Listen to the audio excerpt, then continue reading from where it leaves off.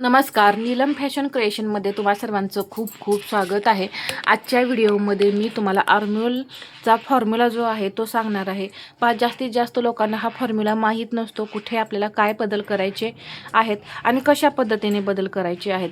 तर या व्हिडिओमध्ये मी अगदी परफेक्ट असं तुम्हाला हा आर्महोल फॉर्म्युला सांगणार आहे। यामुळे तुमचं आर्महोल जो आहे म्हणजे मुंडा जो आहे तो एकदम फिक्स असा होईल।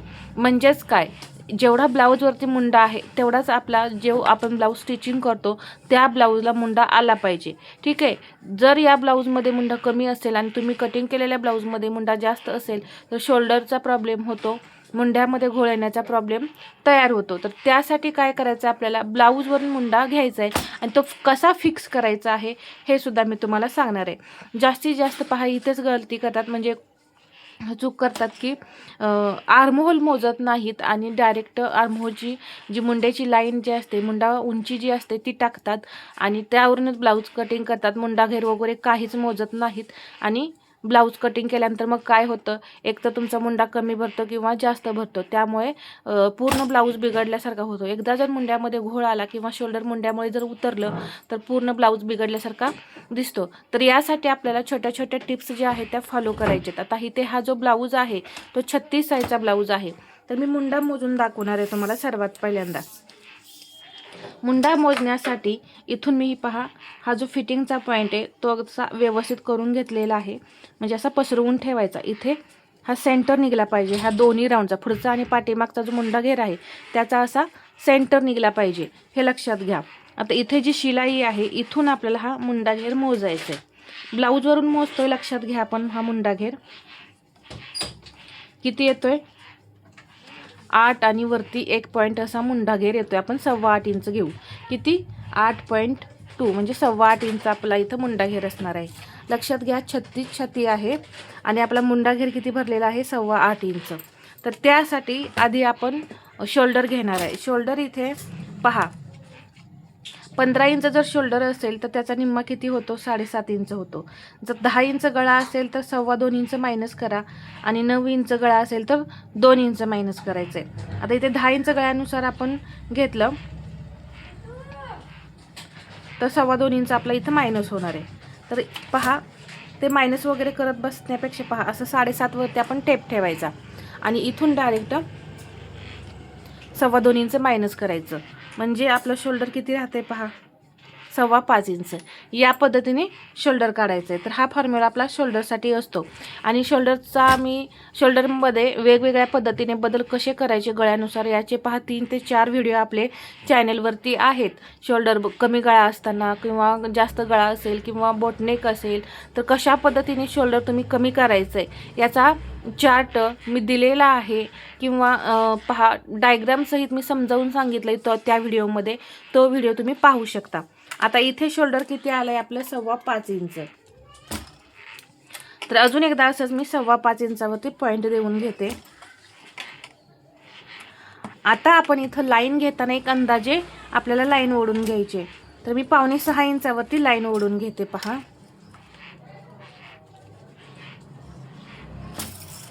10 इंचाचा आपला गळा आहे, 5.7 इथं मी 5.25 इंच इथं मुंडा घेतलेला आहे। याला मुंड्याची उंची म्हणा किंवा मुंडा लाईन म्हणा, तुम्ही काही म्हणायचं आहे ते म्हणू शकता। इथे छातीचा चौथा भाग 9 इंच आणि याच्या पुढे हे 1.5 इंच मार्जिन। इथे कमरेचा चौथा भाग 7.5 इंच चौथा भाग येतोय, त्यामध्ये मी 1 इंच टक्ससाठी घेतलं आणि त्याच्या पुढे हे 1.5 इंच मार्जिन। इथं मला तुम्हाला आर्महोलचा फॉर्म्युला जो आहे, मुंड्याचा फॉर्म्युला जो आहे तो परफेक्ट फिक्स असा मुंडा ठेवण्यासाठी कशा पद्धतीने बदल करायचे असतात हे मला तुम्हाला इथं समजावून सांगायचं आहे। पहा फक्त मुंड्याविषयीच आपण इथं माहिती पाहणार आहे। इथं हे आपण लाईन ओढून घेऊ,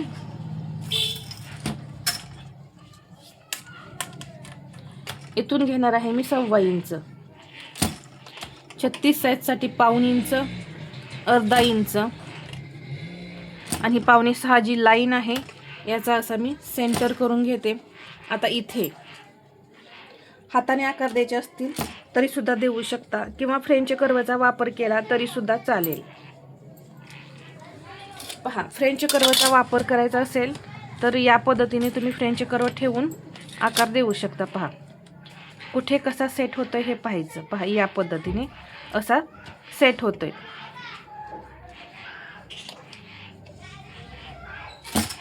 ठीक आहे, या पद्धतीने कर्वने आकार येतोय. आणि आपण जेव्हा हाताने देतो ना, आता इथे थोडाफार आपल्याला हाताने बदल करायची गरज आहे. तर पहा, 1.5 इंच मी सरळ आले आणि मग आकार दिले. थोडा आपला हाताने आकार दिला की काय होतं, आतून आकार येतात. ठीक आहे, आणि इथून हा असा डाऊन करायचा मुंडा. आता आपण मुंडा घेर मोजून घेणार आहे. मुंडा घेर मोजण्यासाठी आता आपण ब्लाऊजवरून मोजलाय म्हणून इथे शिलाई होती, तर शिलाईच्या इथून आपण हा मुंडा घेर मोजलेला आहे. तर आपल्याला इथूनच हा मुंडा घेर मोजायचा आहे. तो कुठंपर्यंत मोजायचा असतो मुंडा आपल्याला, या फिटिंगच्या पॉईंटपर्यंत, कारण आपण फिटिंगच्या पॉईंटपर्यंतच मुंडा घेर मोजलेला होता. अर्धा इंच शिलाई मार्जिन आपल्याला शोल्डरमध्ये जोडण्यासाठी घालवायचं आहे आणि त्याच्या खाली मग आपण मुंडा घेर मोजायचे.